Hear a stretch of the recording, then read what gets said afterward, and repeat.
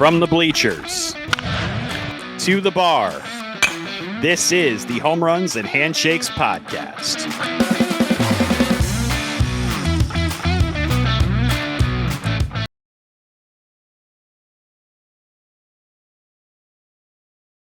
Handshakes podcast. I am James Neveau. However, our eagle-eyed viewers already know I am not joined by Frank Nova. In fact, he is on assignment in St. Augustine, Florida today. I think ascertaining whether or not Ringo Starr is actually a Cubs fan or not. So while he's doing that, we decided to have a pinch hitter, and who better to do that than Jeremy Diemer, hosts the Wrigleyville Nation podcast along with Pat Nagel, also hosts the Wrestling at Random podcast as well. So if you are a wrestling fiend like I am, you got to go check out Jeremy's work. How you doing today, man? I'm great. Happy to be here. Thanks for having me on. I assume we're going to be previewing AEW's All In pay-per-view. That's why I'm here to talk wrestling.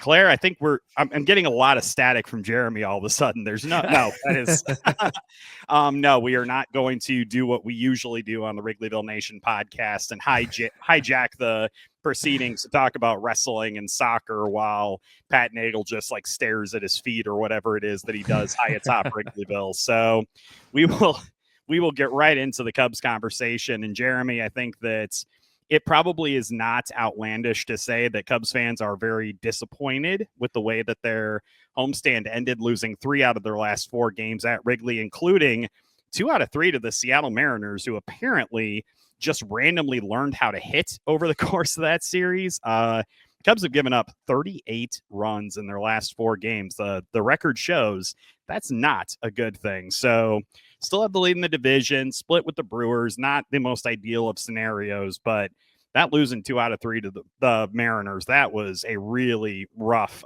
ending to that homestand. Yeah, it was. And we have a couple of issues to discuss here. One is the bullpen, but before we get there, let's talk a little bit about the offense. You mentioned the bats of Seattle coming alive here. It helps when the wind's blowing out in an insane way at Wrigley Field, as it was this weekend. It was hot, the wind was blowing, and before that, the Cubs were very much like the Seattle Mariners in that the bats were going pretty quiet. When you look at the series against Philadelphia, you look at a not good Pittsburgh team here, and it's not like the offense was lighting the world on fire here. So both teams had a chance to get their offenses going with the wind blowing out, and they both hit a ton of home runs. Yeah, it was kind of funny, especially the Sunday game. It felt like every game in that stretch of the 4 in a row, it felt like some random player from the other team was just having like this insane game. Sunday, for instance, Donovan Solano and Dominic Calzone. I keep wanting to call him Dominic Calzone.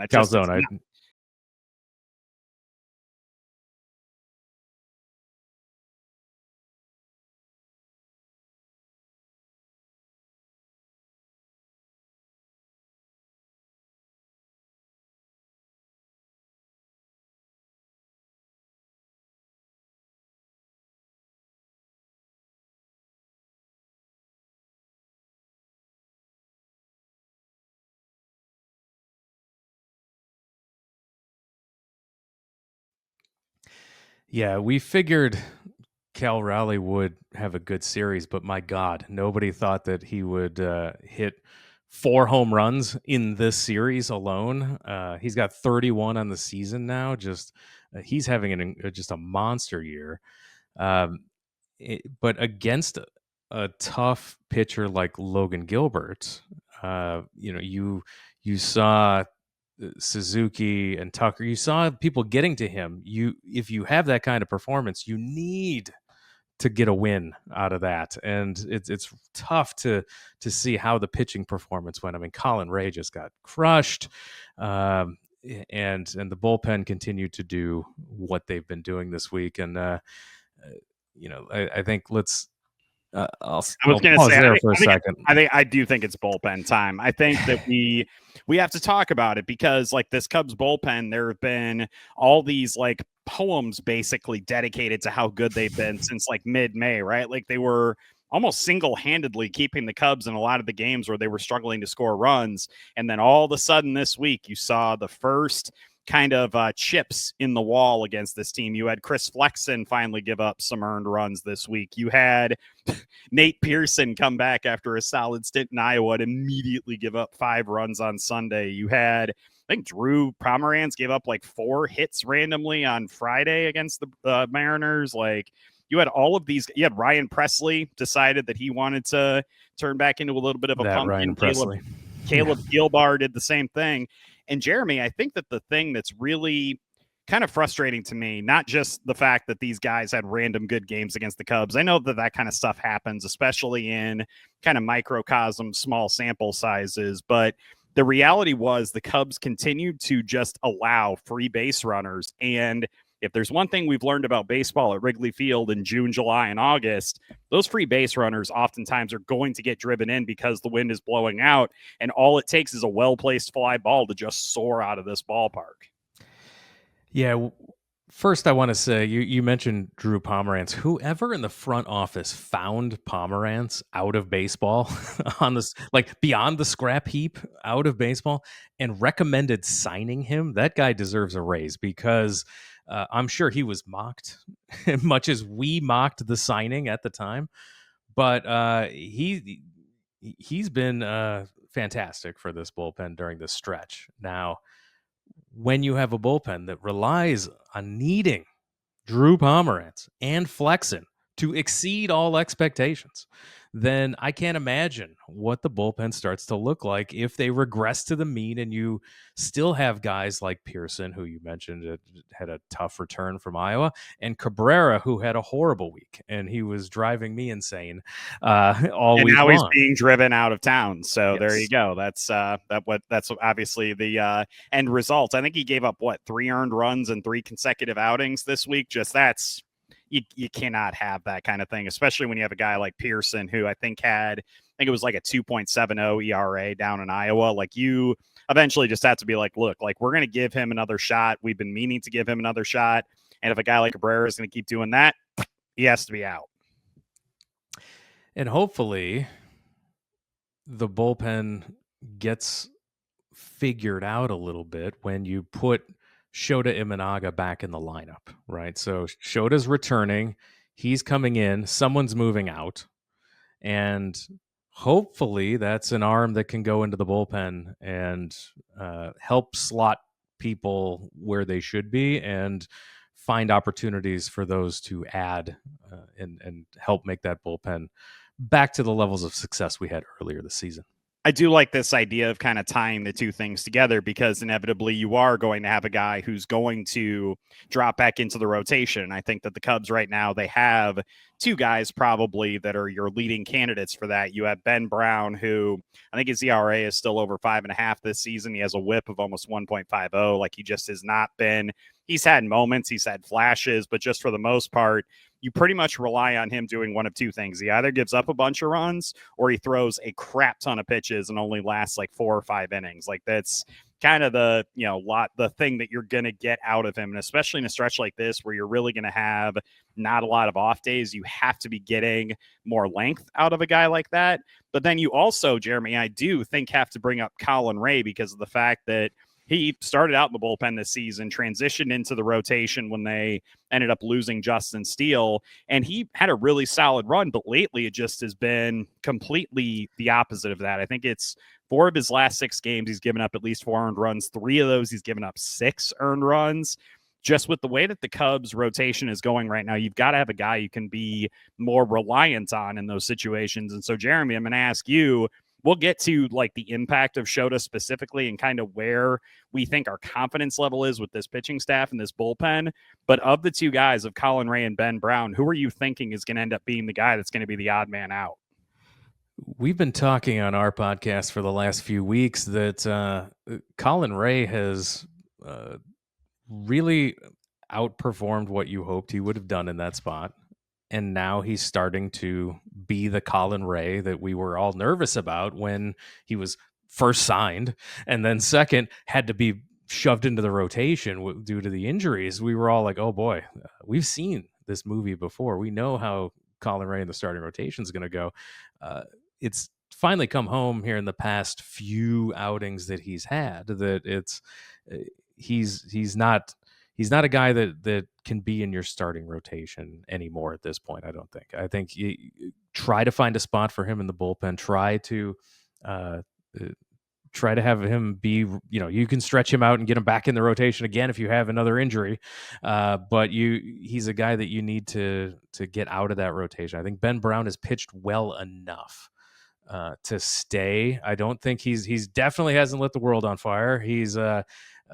We've talked about in the past about his struggles in the first innings, and they've had some success a couple times with the opener for him, and so he's pitched well enough, I think, to stay. I've always been of the Ben Brown could be a potential closer and could be a real back end of the bullpen guy. But right now with this rotation, I would keep him around for now and see how he pitches and give him a few more outings. I'm done giving Colin Rea any more outings.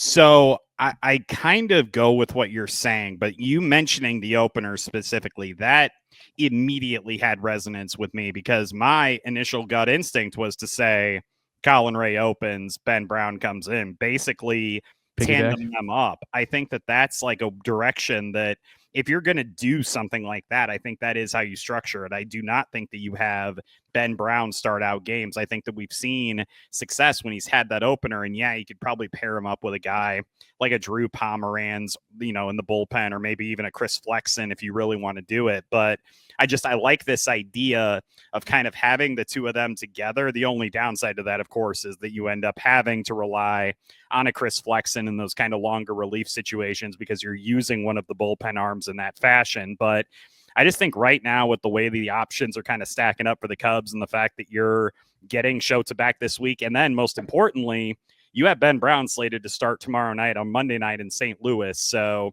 I think that having him be in that spot with Shota coming back in the St. Louis series, I ultimately think that Ben Brown's the guy that makes sense to kind of leave in kind of that role, and then to have Colin Rea be like the opener and have him go however many innings you feel comfortable having him go. Yeah, and I think all of the starters, you need to see them go deeper into games. If you're only going to get 5 out of somebody, then yeah, the opener is great because then you still you're still now going to the bullpen later in the game. But yeah, I think that Jameson Taillon I think was kind of an outlier, right? Where he had one bad outing. He's been really solid lately. As soon as I saw, I think you and I were at Nisei Lounge actually on Thursday. We were. And they were talking about like the statistics that a Jameson Taillon had during his last like 6 outings, and they were really good. And you were kind of like, well, that's probably a kiss of death type situation right there. And it ended up being that way a little bit. But I mean, the Brewers are going to do that, especially on a day at Wrigley where offenses are going to be boosted by the fact it was a warm day out. Like that happens. So I think that Taillon's been kind of that guy you can consistently get deeper into games with. And the issue becomes Shota Imanaga, his last outing in Iowa, the last rehab start, threw 73 pitches. Are you really going to think that he's going to be able to get 6 or 7 innings? Do you really think a Matthew Boyd is going to get 6 or 7 innings? That's a really tough sell to me. And I think that it not only is incumbent upon them to really make sure this bullpen is shored up, I think they really are going to have to redouble their efforts to make sure that they can get some backup for this rotation, because I just don't think the cavalry is coming from what they've got in the system right now. No, we need to see them make a move here and acquire a real top of the rotation guy. Like it can't be there's no room for the Cubs to go get another 4th or 5th starter, right? This has to be top end. That's what we need to look for. And I just don't know if they're ready to do that yet. I don't know how long they want to ride this out before they go out and make the move. How close to the trade deadline do they want to go? And I think that the big question in that situation is like, who do you view in that way? I think that I saw it was Jim Bowden, I think it was, suggested a trade where Sandy Alcantara comes to the Cubs from the Marlins, and the Cubs give up like Cade Horton, Owen Casey, and 2 other prospects. And I'm just like, I don't know if I would trade Cade Horton for Alcantara straight up right now. Straight up. Would you? No, maybe last year's 2 years ago, but Yeah. not this year. No way. There's no way I feel comfortable doing that. Like, I think that was like such an outlandish trade proposal. And I was like, Jim Bowden, I'll say I disagree with the trade, but you also think to yourself, like, if he's like plugged in and this is like a ask that the Marlins are going to have, what the hell are the Cubs going to do if that's the market rate to bring in a starter? I think in that situation, it's like, well, Zach Gallen, you may be available from the Diamondbacks, like, as a, half year rental. Like, I don't see a scenario where if that's the going rate for a guy like him, I don't want to know what an actual good pitcher is going to cost. Yeah, I mean, I was watching today's game and I'm watching Logan Gilbert pitch and I'm like, wow, that's a guy I wish the Cubs could go out and get. He's got he's got one more year left in this deal before he goes to arbitration, and I'm just like, wow, that would be a guy I wish the Cubs could go out and make a deal for. That's the kind of top of the end. That's what this team really needs if you really want to make a push. But you're in a situation too where you have rental Kyle Tucker as well right now, basically. So you and you are trying to. The Cubs front office is trying to do something with PCA, and they want to get a long-term deal out in front of him as well. So it'll be real curious to see how they handle this. The top of the rotation here. They have to add more bullpen guys. I don't think they're super comfortable with third base still. There's a lot of holes on this team. There's a lot of things to fill, and you don't have the prospects to fill them all, obviously. I think to kind of put a little bow on this particular part of the discussion and maybe get into a few things that are perhaps a little bit more fun to talk about, I guess I do want to ask you, on a scale of like 1 to 10, based on kind of what we've been seeing from the rotation and the bullpen lately. And we do have to caution again, this is kind of a limited sample size we're talking about here. How concerned are you with what we've seen from most of the bullpen during this series? It does to me kind of feel like they maybe got burned by just the fact it was so hot and the wind was blowing out, and you had guys like Cal Raleigh are just hammering the ball out of the ballpark. How concerned are you about the state of this bullpen right now? Or do you think this is kind of a blip, see it equalize out a little bit more rather than, plummeting off of a cliff? I think it's not an entire collective that's a problem. I think, we talked about Cabrera's a problem. If Presley we've seen Presley go up and down, so you've got to ride that. And you've got to know that you'll have, I definitely don't think it's done. So I think, my concern, I've seen this bullpen be really good, but I've also seen it be really bad. And so I'm kind of right in the middle, knowing that the waves are going to go up and down here unless you get somebody in here to help stabilize that, and you get some guys out that can't be relied upon anymore. So I'd say I'm right in the middle. I'm on a 10 scale. I'm right about a 6 on concern. I think that there are guys that you can keep in the mix and you can kind of build around, and you do anticipate getting some arms back to also help with Palencia has been great. Like, yes, he's absolutely a great guy. Yeah. Like, I think Caleb Thielbar, I think his consistency level has been really good. Been very impressed with that. I do think that either Pomeranz or Flexen, you're going to mostly get good from the rest of the season. It just kind of feels like they're at that level right now. I'm not going to say you're going to get it from both because, well, I don't believe in miracles in these types of situations. I think the one guy that I am legitimately worried about, and the guy that I just could see really going off a cliff, I still feel that way about Ryan Presley. I am still absolutely not buying in on a Ryan Presley this season. I do not think that this recent run after the chit chat with Ian Happ, like, I don't think that was like the end all be all of all this, and he's going to be just fine. I know we're running the risk again. And Jeremy, you may not know this about our podcast, but we've had quite a track record of cursing guys on this podcast where we say, they stink. And then boom, they suddenly like go off. Like Frank had a huge Ian Happ thing a couple of weeks ago. He had 4 home runs in 3 games. That kind of thing is what we're known for here on Home Runs and Handshakes so early in our run. But I will say I'm still not a believer in Ryan Presley. No, and the comparisons to Hector Neris as old guys from Houston that are in your bullpen. Please knock it off. Yeah. No more. Speaking of Houston, they're on the docket next week. Maybe we can get Nurse Ryan Presley into that series and he can torture them for a few games and then we can cut bait. Maybe that'll end up happening. Yeah, this has been this has been a rough stretch here. The longest homestand of the season, but also not a ton of off days for this team. So hopefully with adding Shota back, we can see how the bullpen shuffles and hopefully they can right the ship here with 4 games that are now important in St. Louis, which I was incredibly not planning on this being important as the season was starting. I'm like, oh, the Cardinals, they don't care anymore. They're sitting out this year. And so we only have to care about the Brewers series. And here we are.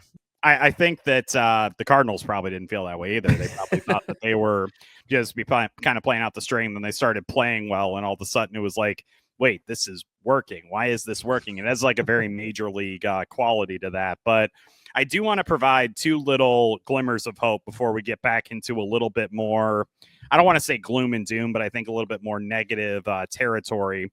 I did want to throw out this particular stat that I had come across today. The Cubs, 10-9 in their last 19 games. So not like the best, not the worst. I mean, you play at that level, odds are you'll probably have a few little winning stretches that'll push you into playoff contention. But when you look, who else has been 10-9 in their last 19 games? You have teams like the New York Mets. You have the Tigers and the Dodgers are 11-9 in their last 20. The Yankees are 10-10. Every team, it feels like so many of the teams that got off to really hot starts this season and had really good runs early, they're kind of cooling off a little bit. And we saw that happen with the 2016 Cubs too, where they started to kind of, come back to earth as you got toward the All-Star break. You got a lot of miles on you. You're going to end up having to get like the reinforcements into place. And I wanted to alert our viewers and our listeners to that fact because there are always going to be these ebbs and flows in baseball season. It is inevitable. And even in a sample size of 20 games, you still will see it. And that does not tell the entire story of what you're dealing with. And I just thought that was really striking, especially teams like the Tigers and Dodgers, where you're like, those are, probably, if they're not 2 of your favorites to get into the World Series, they're really close to that conversation. They're cooling off too. So I do want to kind of give that little bit of context as we kind of, go through and we're like, this bullpen. Freaking Donovan Solano. Like there needs to be a little bit of levity and a little bit of context, I think, required in this situation. No, that gives a great perspective on, how long a baseball season is. And even the good teams go through stretches like this. And this stretch is not that bad. Like you just laid out. It's not that bad. And I think one other positive to call out, the game we were at on against the Brewers, right? The Cubs are down 8-3 on a day where Tyone's given up a couple home runs and Cabrera has a rough 5th inning.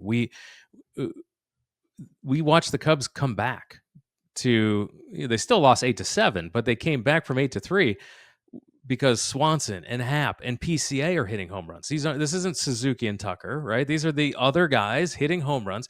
This Cubs team and this Cubs offense, they're in every game. So just last year, an 8-3 game, turn off the TV. There's no chance. They're not. There's no chance of a comeback. Now they can win. They are in every game.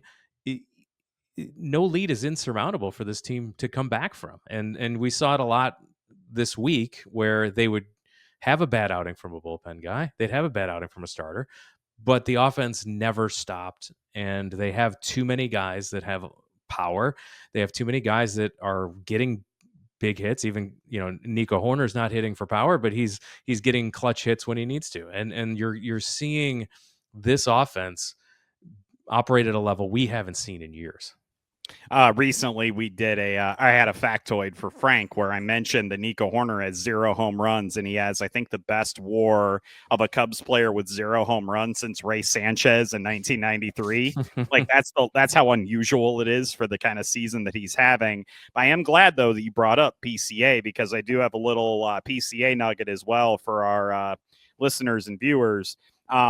PCA on Thursday, Jeremy and I again were at the game, not to toot our own horn. He did do, by the way, a Chicago handshake, which is the only reason we did not do it to kick off this podcast, because Claire, our producer, and I had spoken about maybe making it a tradition to make our guest hosts do a handshake, but you got away with it because you bought me one for my birthday. So thank you for that. PCA hit his 20th home run in that game. I honestly, Jeremy, did not really realize that was his 20th home run already this season. Like, it just is crazy to me how quickly he's gotten there. He also became a 2020 player in only his 73rd game of the season. Jeremy, did you know he broke a record for the Cubs for fastest to a 2020 season? Do you know whose record he broke? 2020 season. The fastest to 2020. And by the way, PCA did it 73 games. Previous record 96. 96, 2020. Ooh.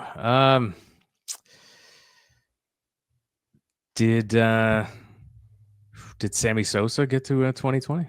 That is indeed correct. It Nice. was Sammy Sosa in 1994, and perfectly segued into this. Welcomed back for the first time in 21 years to Wrigley Field was Sammy Sosa on Friday. Jeremy, there's been a lot of mixed reaction, I think, to Sammy Sosa being welcomed back. I think that most of it has been positive, especially fans, but I do think that there does need to be credence given to perhaps fans, a lot of media who look at this and go, what did Sammy Sosa exactly do to, placate the Ricketses and to be welcomed back into the fold like this? He didn't specifically apologize for using PEDs or anything like that. So I am here to listen to those types of comments and feedback about his return to Wrigley. But I thought, obviously, the reception for him, it was overwhelmingly positive. How did you feel watching him come back into Wrigley Field for the first time in 2 decades? A long time overdue. I never understood why the Ricketts were and the organization was behaving this way towards Sammy. I don't know what they wanted and what they were looking for, but whatever it is, they got.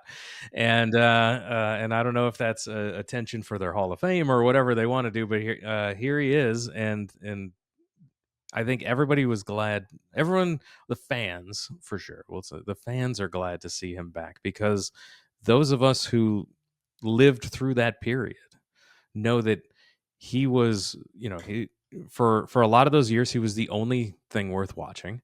And then during during these playoff runs and during the success the team was having, it was can't miss plate appearances. When that guy came up, everyone stopped what they were doing, because there was always a chance for a home run. There was always a chance for something exciting to happen, and it was can't miss stuff. And he's a real historical significant player for the Cubs organization, and to have him for an organization that embraces their ambassadors and their history, to have him not be a part of it for so long has always been weird. And so I'm glad that the weirdness is kind of starting to get behind us, and we can give Sammy Sosa his flowers for how great he was, and for how important he was to the organization. We can do it when he's alive, which is great. Like, bring him back and do it for him now, because he deserves every bit of it. I think I have 2 minor gripes with the way that the whole thing has been handled. First of all, hate that he has to share the Hall of Fame weekend with Derek Lee. I feel like that's a dude who deserves so many flowers. He probably should have gone in with Aramis Ramirez. That's how I would have planned it. But, I'm not the one in charge of making decisions. But that tells me how fast the thing with Sosa came together, because for exactly how you described it, you would put either Lee by himself or Lee with Ramirez. And there's so many ways to do it. So for Sosa to come parachuting in after Lee was already there, that tells me that it was thrown together pretty quickly. And the other minor gripe that I have is, why would you have him come back on 6/20 when 6/21 was right there? Like, why couldn't you have just had him come back on the 21st? Would that not have been perfect? Like, come on, Cubs marketing department. I can't keep coming up with all of the best ideas for you. James, tell me, what's one of your favorite Sammy Sosa memories from his time as successes with Chicago? I mean, there's so many. I mean, the home runs that he hit in the NLCS in 2003, just like the one that he bombed off of the top of the batter's eye or the camera well in center field, completely preposterous how far he hit that ball. And obviously the one to tie the game in game one against the Marlins. Those both really stand out. I think, though, selfishly for me was that year 1998 when he had the 20 home run month of June. I went to the Father's Day game that year, and I was literally in the back row of the upper deck. It was the 500 level in those days. Sure. And I got to see him launch a home run in that game, and that was the last Cubs game that I had both my grandfather and my dad at. My grandpa does not travel back to Illinois anymore. Obviously, my dad and I can still go to games, but just to have that memory on Father's Day and just how electric Wrigley was, I think the 13-year-old me hadn't really experienced like that kind of like visceral like energy around the Chicago Cubs as I did during that time, because I was only 4 years old in 1989. So I'm not going to remember a lot about the boys of Zim, like just, actively. But 13-year-old me, I remember that year, and that kind of month just kickstarted that. And God, he hit so many home runs in the month of June. It was like every time he came up to the plate, you were like, he's going to Cal rally us and he's going to freaking hit one out of the ballpark.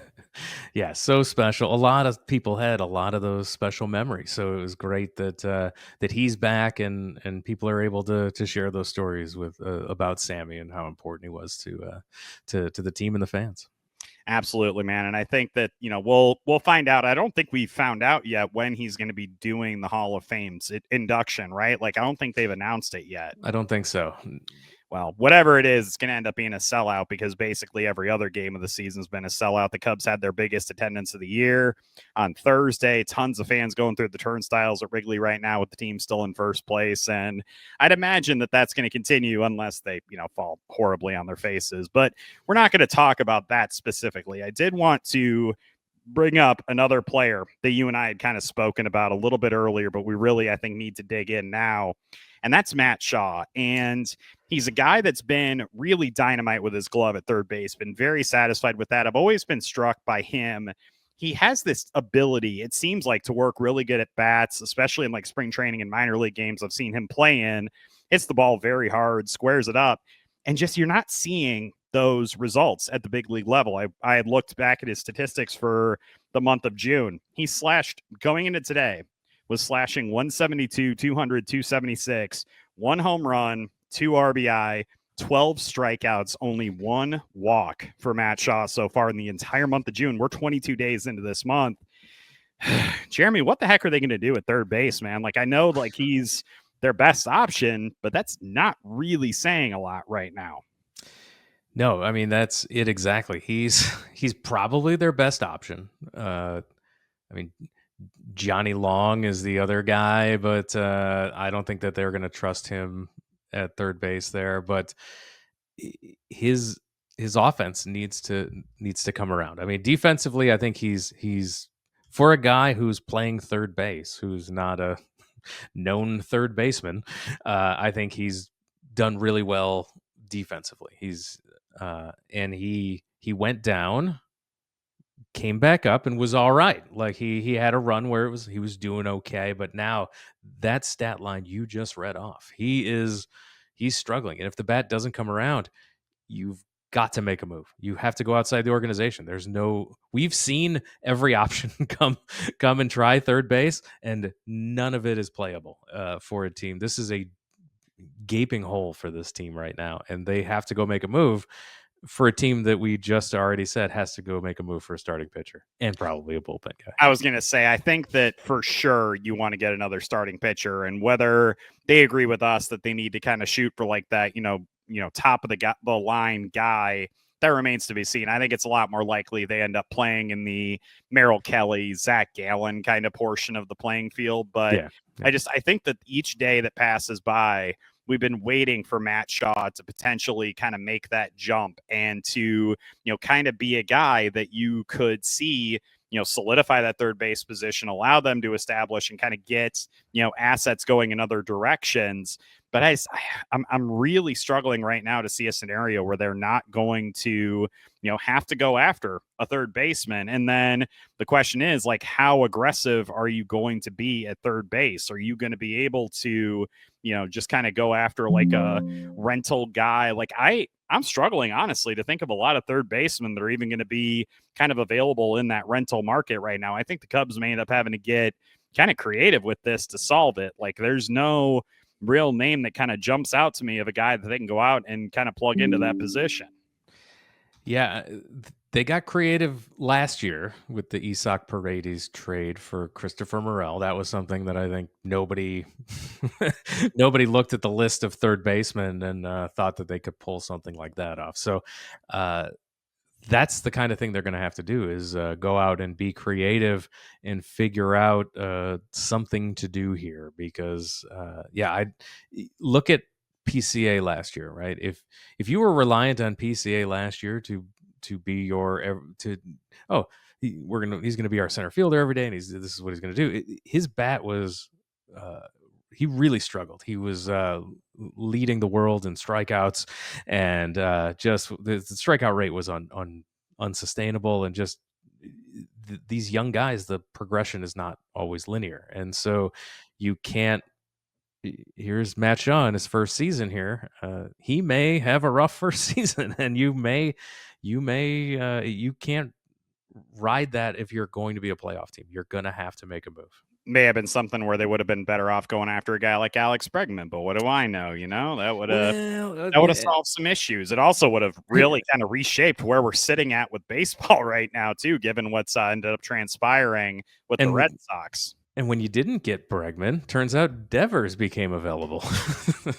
And the Cubs did not go out and get him either. And I think that, I don't know like what kind of package they would have been willing to give up to bring in that contract. And I'm certain, by the way, that package, it then would have been like, well, I guess we can't afford to, pay Kyle Tucker now that we've got that contract on our books. Like, and that's it exactly. That's not the kind of logic that I think the Cubs are going to be getting behind. I think that if they would spend money, they would much rather give it to a guy like a Kyle Tucker as opposed to, going out and trading for a guy and then giving it to him.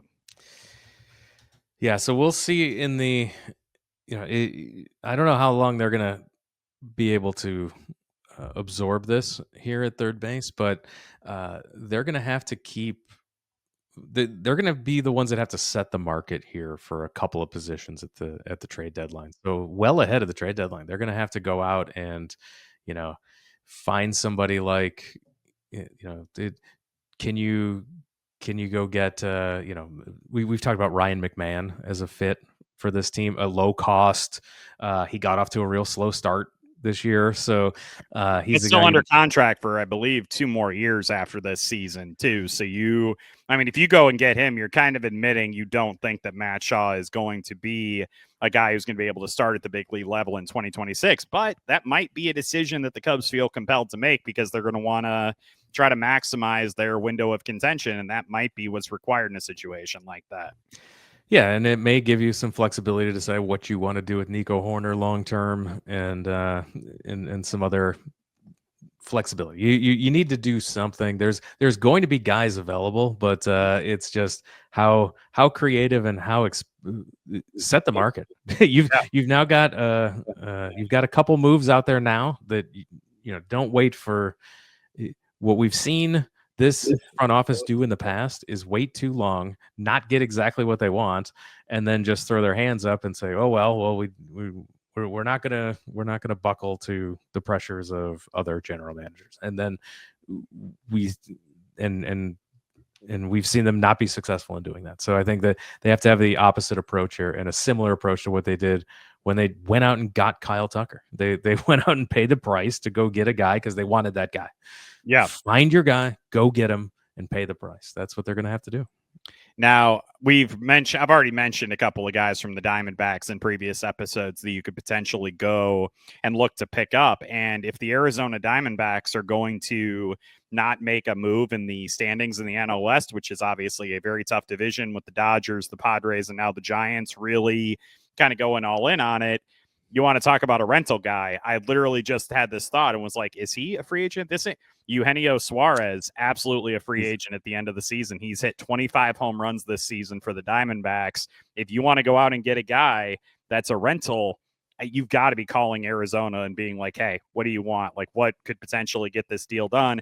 I doubt Arizona wants to make that move now. You may have to play out the string a little bit with Matt Shaw at third base just to kind of get to a point where the Diamondbacks feel comfortable making that move. That's a phone call the Cubs absolutely have to make as far as I'm concerned. If you can add Suarez, that also means he doesn't play against you anymore. I will point out that the Diamondbacks have already played all their games against the Cubs this season, but that also precludes a team that you're chasing in the division or in the playoffs from going out and getting him and screwing you over. So you're absolutely right about it. Can you imagine, dude, just imagine a scenario where the Milwaukee Brewers trade for him? I'm pretty sure I would jump off my house if that happened. I would be like, worst case scenario. Do not put that into the universe. Don't put it in the universe. I'm really sorry. And I think that, this is going to kind of be the ultimate test on whether or not the reverse jinxing powers of this show, can come to the forefront. Or maybe the reverse jinx really did work and instead the Cubs will get him over the Brewer. Who knows? Who knows? All I know is I finally was like, I got to think if there's a guy that fits that kind of rental bill. He is a free agent at season's end. Like the Diamondbacks picked up a player option for him for 2025 and he'll be a free agent. Give him a call. You've got to call Arizona and be like, look, you guys aren't going anywhere this season. You've lost so many key pieces. You're going to end up trading away Zach Gallen and Merrill Kelly. You've got to start replenishing your farm system. You've got to arm up.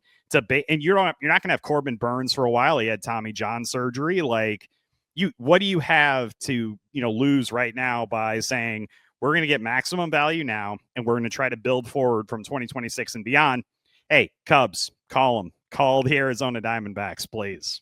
I love that. I love that suggestion, and it's a team that you have to call because they have so many available guys that fill a lot of your needs. So that is honestly a team that's going to be they should be really active at the trade deadline. They've got a lot of assets to move. Hey, if you want to package a Gallen or a Merrill Kelly and Eugenio Suarez, then you're going to start talking about trades that involve guys like Owen Casey and multiple. Yeah. And by the way, I forgot Kevin Alcantara was also part of that proposed trade by Jim Bowden for Sandy. And I was just like, can we not? Why on earth would the Cubs trade 2 top 100 prospects and Cade Horton? There's just no way planet that happens. Especially when you now need Cade Horton in this rotation.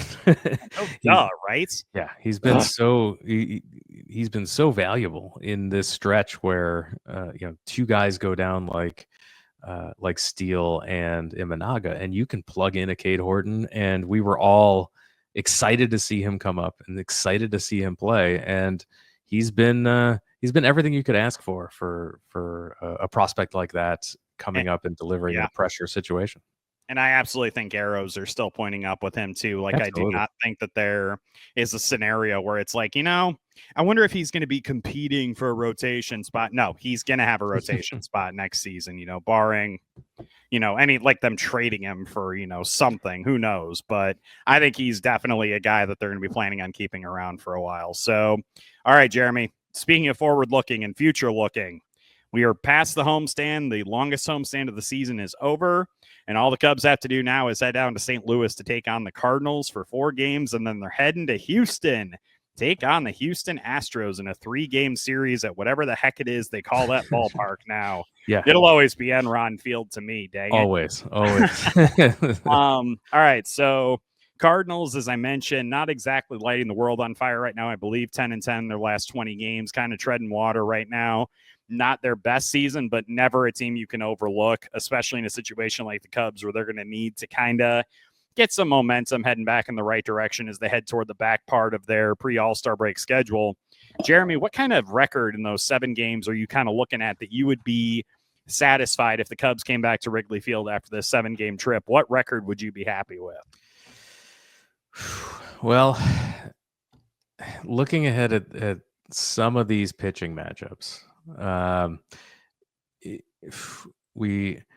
there's a lot that we don't know.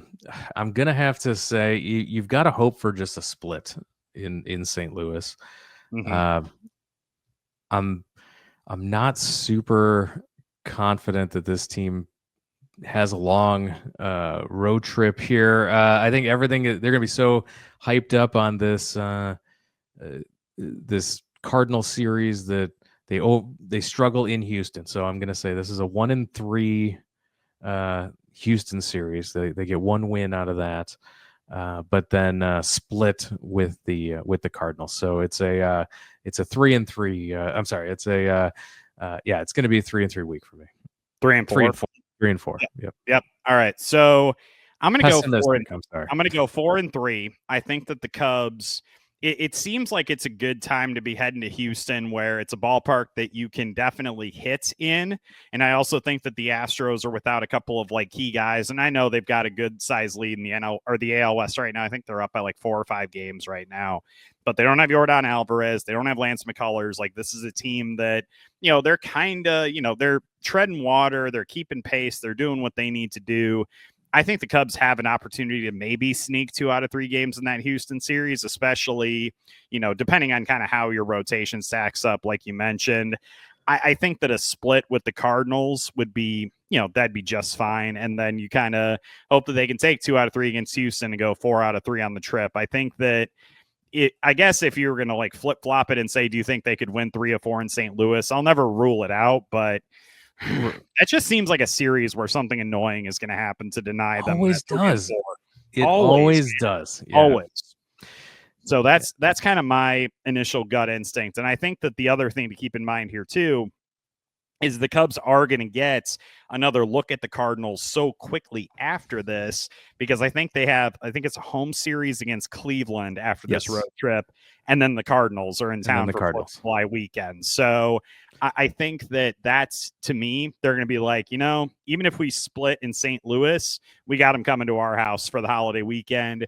Wrigley is going to be absolutely jammed to the gills with 4th of July on a Friday. I think that's going to be a raucous atmosphere at the friendly confines. So I think that, I will go again with the split here in St. Louis and then win 2 out of 3 in Houston. So I'll go 4-3 for the week there for the Cubs. Yeah, and I believe they moved that Sunday night, the 6th game, to a ESPN game for the Cubs Cardinals, July 6th. So I think that's so you have the 4th of July and a primetime game. So I think they'll be looking ahead to that series. I think with the pitching probable still to be worked out with the rotation shakeups here, I think I'd be thrilled if they were able to sneak 2 out of 3 away from Houston in Houston. Cub fans are going to be really disappointed and upset to find out that 4th of July game is an Apple TV Plus game. Is it really? It is indeed. So you're going to have to try to get your, whatever devices out to watch that game, or hopefully listen to the dulcet tones of Pat Hughes for the local call. But yeah, they will be on Apple TV Plus on the 4th of July. There's no better way to celebrate the birth of America than to not only have to deal with a game that won't be on Marquee Sports Network, but also the same day the Rockies and White Sox play. Yeah, the Astros look at 7-3 in their last 10 games here. Yeah, so much for treading water then, man. Yeah, so it's going to be a tough week. It keeps going, and they at least have the off day here.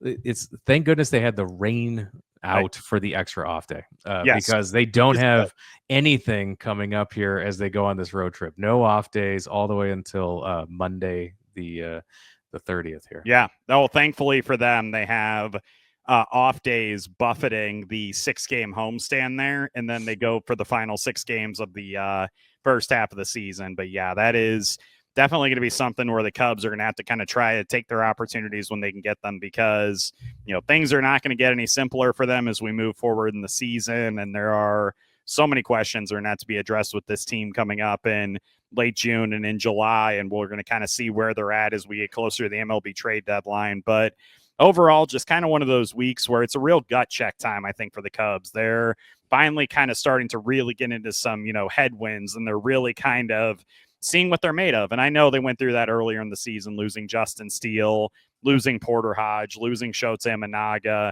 But I think this is really going to be the gut check time and kind of see where the mettle of this team is after a series like that against Seattle. And we saw them lose 2 out of 3 to Philly earlier in the season in Chicago, and they ended up going out and winning a good number of games after that. They responded really well, and you kind of wonder if maybe that's going to be kind of the response that you can expect coming out of them for this particular upcoming road trip.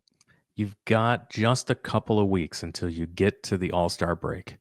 Then the schedule lightens up after the All-Star break. Holy cow, you get Boston, Kansas City, the White Sox.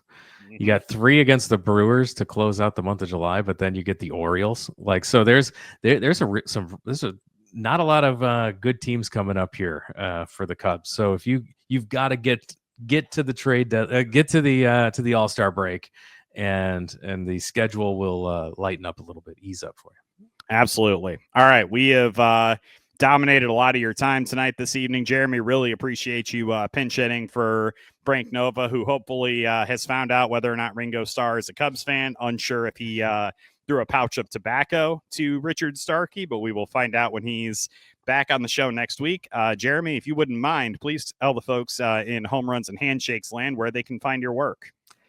Yeah, it's funny that I wish Frank was here because I would have loved to have said hello to him. How you haven't talked to him since he was on my podcast. We had him on as a guest covering when David Ross was a guest on Dancing with the Stars. When he was a performer on Dancing with the Stars, we would have Frank on to critique the ballroom dancing. So, so you can find my Cubs talk over at Wrigleyville Nation podcast. So wrigleyvillenation.com has all the links to the podcast available anywhere podcasts are. Also, the video version is available on YouTube. Search for Wrigleyville Nation podcast there. And at Wrigleyville Nat is the handle where you can follow us on all social media platforms as well. And if you do like old-time pro wrestling, you can find the Wrestling at Random podcast anywhere where podcasts are found as well. Next time you're on the show, we'll definitely get into a little bit of wrestling talk and really just kind of annoy all of our listeners. But Jeremy, thanks again for coming on, man. Really appreciate it. Looking forward to the next time I come on the Wrigleyville Nation podcast, or if you would like to, I'm sure you could have Frank on in my stead, and I'm sure he would be more than happy to delight you with tales of Adolfo Phillips and company. I think it would be a really nice time for him and Pat Nagel to kind of catch up on some of their favorite Cubs of the 60s and 70s. We wind up our co-hosts. We send them off, and then you and I go have Old Style and Malort over in the corner. I have never heard a better idea in my entire life, and I am going to take you up on that very kind offer. Thank you again to Jeremy. Thank you so much to Claire Philby, who, yes, absolutely, great job producing as always. And I'm James Neveau. We will talk to you next week on Home Runs and Handshakes.